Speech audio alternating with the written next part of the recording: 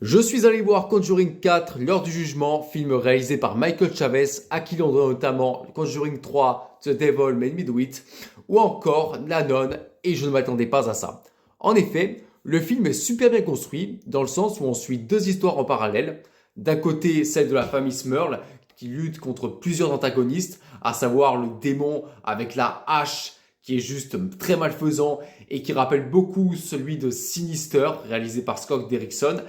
Et d'autre part, on suit les Warren, notamment leur fille, qui a été très marquée psychologiquement par les événements qui sont vécus, notamment à la naissance, au tout début du film, sans trop en dire.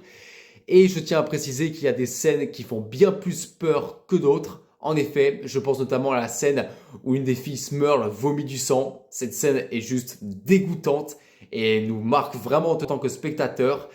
Et il y a également des scènes où on a vraiment peur pour l'avenir des personnages, notamment les Warren, notamment lorsque le démon malfaisant prend possession de leur fille. En effet, on a vraiment peur pour les personnages, on a vraiment peur qu'il leur arrive quelque chose de très grave. Et c'est vraiment important de le souligner. Par ailleurs, on sent que Michael Chavez veut rendre hommage au Conjuringverse ainsi qu'à tous les autres films de la saga Conjuring dans ce quatrième opus.